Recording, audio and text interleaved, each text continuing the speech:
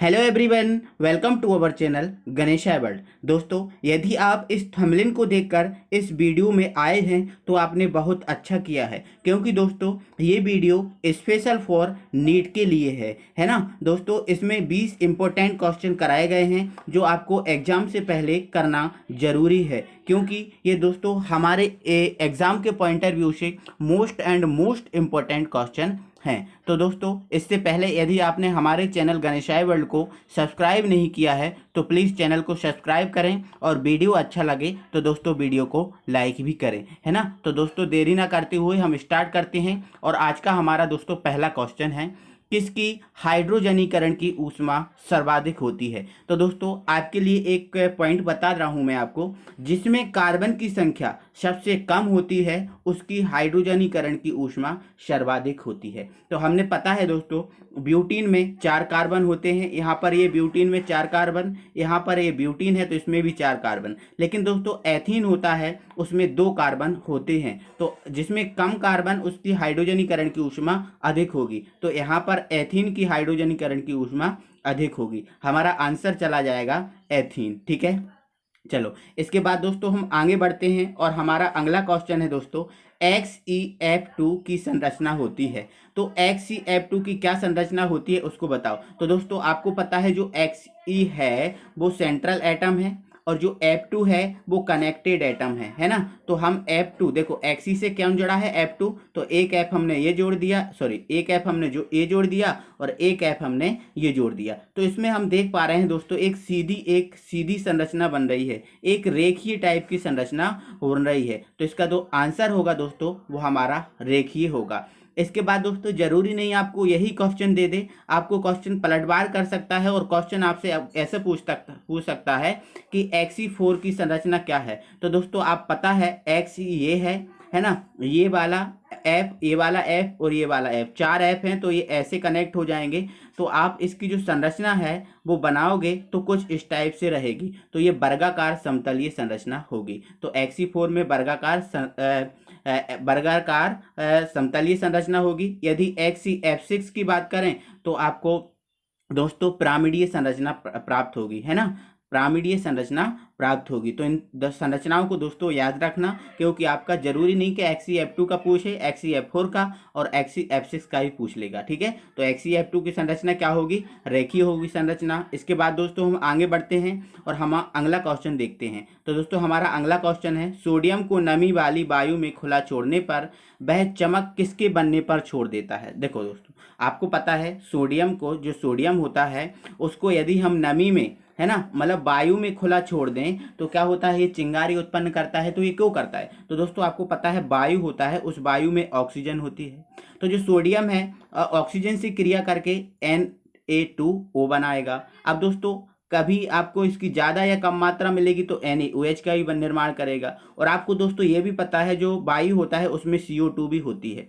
तो यदि जो Na है, क्या है, सोडियम है, वो CO2 से क्रिया करे तो आपका क्या निर्माण करेगा, Na2CO3 का निर्माण करेगा। ठीक है, तो ध्यान रखना दोस्तों, जो सोडियम है O2 से क्रिया करके Na2O और NaOH निर्माण करता ही करता है, और वायु में उपस्थित CO2 होती है, देखो आपको पता है होती है, तो O2 और CO2 से क्रिया करके ये Na2CO3 का निर्माण भी करता है। तो ये चीज़ें आपको याद रखना है कि सोडियम को यदि नमी में खुला छोड़ दें तो Na2O, NaOH, Na2CO3 ये बनाता है। ठीक है, अब दोस्तों इसका आंसर ये है। तो दोस्तों इसका आंसर ये सही होगा। इसमें आंसर हमारा ये भी हो सकता है, बट इसमें एक जो यौगिक है वो कम है, ये भी हो सकता है, इसमें भी एक यौगिक कम है, ये भी हो सकता है, इसमें भी एक यौगिक कम है, लेकिन ये आपका सही है, इनमें तीनों का निर्माण करता है। तो ये चीज सही है, तो आपका ये बेस्ट आंसर होगा। इसके बाद दोस्तों हम आगे बढ़ते हैं।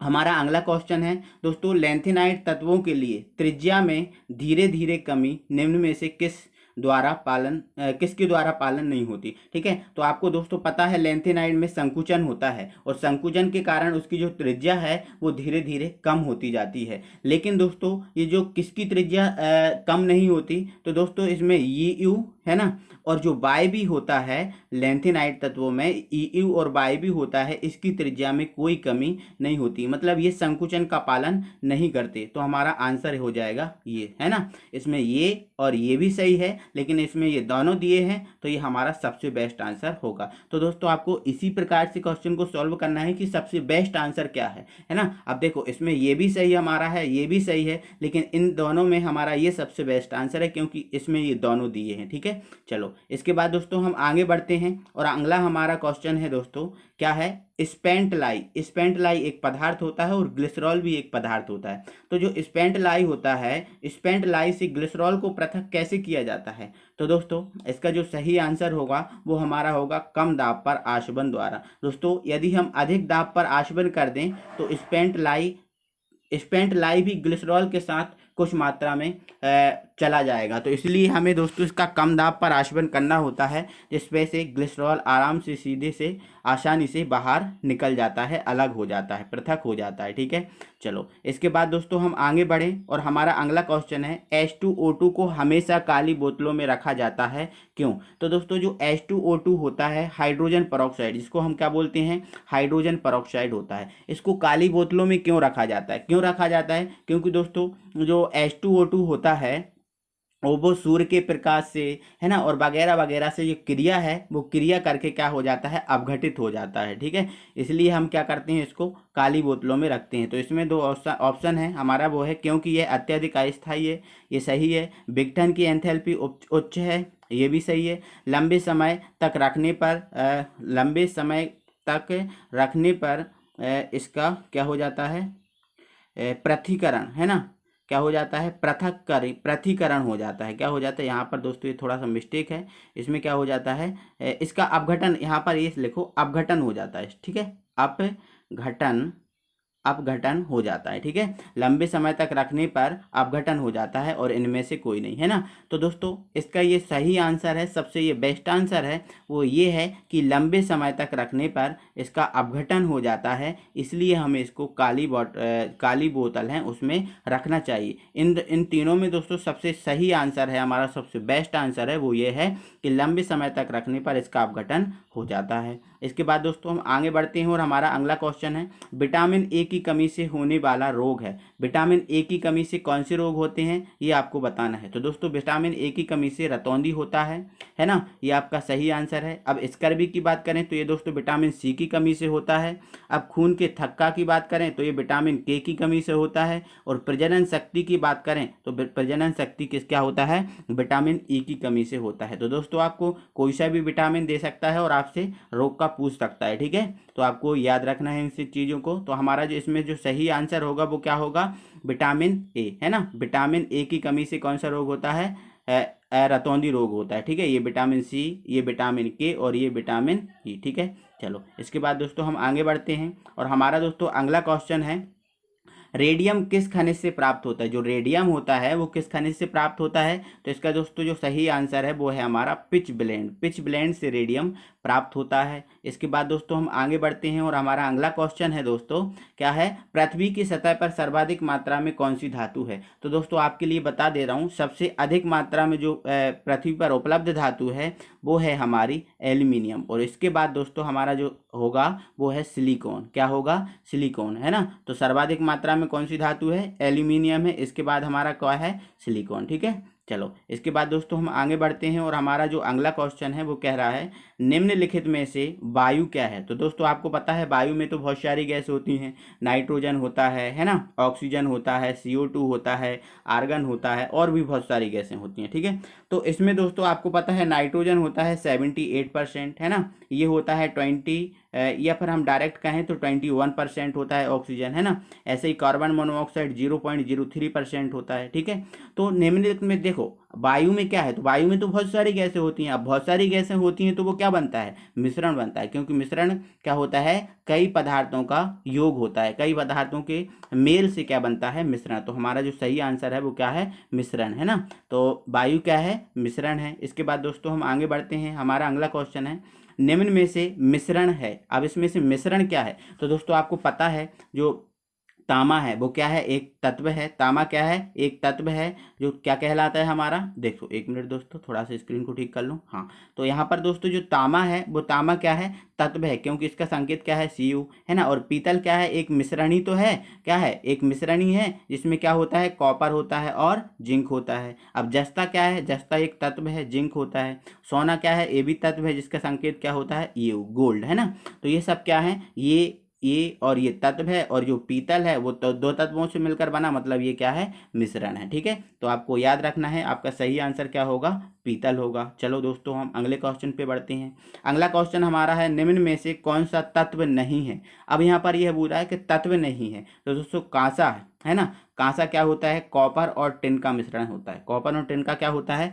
मिश्रण होता है। अब सोडियम क्या है, तत्व है। मरकरी मतलब पारा, पारा भी क्या है, तत्व है। और एल्यूमिनियम, एल्यूमिनियम भी क्या है, एक तत्व है। ठीक है, तो ये हमारा जो इसका सही आंसर होगा वो क्या होगा, कांसा, क्योंकि जो कांसा है वो तत्व नहीं है, वो क्या है, मिश्रण। एक बात और दोस्तों, आपको जो मरकरी है इसको पारा बोलते हैं, ये एक द्रव धातु है, इसको आपको याद रखना है। आपका एग्जाम में पूछता है कि द्रव धातु क्या है, तो आपका आंसर क्या रहेगा, पारा या मरकरी। ठीक है, अगला क्वेश्चन है दोस्तों हमारा, निम्न में से कौन यौगिक है। अब हमसे इसने पूछा है यौगिक क्या है। दोस्तों आपको टूथपेस्ट, टूथपेस्ट एक यौगिक नहीं है ना। सीमेंट एक यौगिक नहीं है, मिश्रण है। कोल्ड ड्रिंक्स भी मिश्रण है और ये भी मिश्रण है। लेकिन दोस्तों जो चीनी है वो चीनी क्या है, यौगिक है ना। ये सभी क्या है, मिश्रण है, और जो चीनी है वो क्या है, यौगिक है। तो आपका जो आंसर होगा सही वो क्या होगा, चीनी। ठीक है, चलो अगले क्वेश्चन पे बढ़ते हैं दोस्तों। अगला क्वेश्चन है, निम्न में से कौन सी उपधातु है, क्या है, उपधातु। आपको पता है दोस्तों, जो मरकरी है द्रव धातु है, आयरन है धातु है ना। अब जो ऑक्सीजन है दोस्तों वो क्या है, अधातु। अब बचा कौन, आर्सेनिक। तो आर्सेनिक क्या होगी, हमारी उपधातु। समझ में आपको आ रहा है। तो दोस्तों आप गलत करके भी सही आंसर पे जा सकते हैं, क्योंकि मरकरी हमारी धातु है, आयरन हमारी धातु है ना। ऑक्सीजन भी क्या है, हमारी धातु नहीं, लेकिन ये अधातु है। तो ये धातु धातु और ये अधातु, अब बचा कौन, आर्सेनिक। तो ये हमारा क्या हो गया, उपधातु हो गया। ठीक है, तो आपको ऐसे भी दोस्तों आंसर को सही करना है ना। अगला क्वेश्चन है हमारा दोस्तों, द्रव धातु है। दोस्तों मैंने आपको बताया था इस टाइप का क्वेश्चन आता है, तो आ गया द्रव धातु है। तो द्रव धातु क्या है दोस्तों, मरकरी, जिसको हम क्या बोलते हैं, पारा। ठीक है, आपको समझ में आ गया होगा। आर्सेनिक क्या है, उपधातु है, ये धातु है, और ये क्या है, अधातु। तो द्रव धातु क्या है, मरकरी, पारा। ठीक है, चलो आगे बढ़ते हैं दोस्तों। हमारा अगला क्वेश्चन है, शुष्क बर्फ है। दोस्तों जो शुष्क बर्फ होता है उसे हम बोलते हैं CO2। जो शुष्क बर्फ होता है क्या होता है, CO2 होता है। और CO2 क्या होता है, ठोस कार्बन मोनोऑक्साइड। तो दोस्तों जो शुष्क बर्फ होता है वो ठोस कार्बन मोनोऑक्साइड को, सॉरी कार्बन डाइऑक्साइड, ठोस कार्बन डाइऑक्साइड को हम क्या बोलते हैं, शुष्क बर्फ बोलते हैं। इसके बाद दोस्तों हम आगे बढ़ते हैं, और हमारा आज का अगला क्वेश्चन है दोस्तों, क्या बोल रहा है, देखो है ना। वायु की सीमित मात्रा में हाइड्रोकार्बन को जलाने पर क्या प्राप्त होता है। दोस्तों यदि हम वायु, जो वायु होता है उस वायु की कम मात्रा में हाइड्रोकार्बन, मतलब ये हाइड्रोकार्बन, हाइड्रोकार्बन क्या होता है, कार्बन और हाइड्रोजन का यौगिक होता है हाइड्रोकार्बन। ठीक है,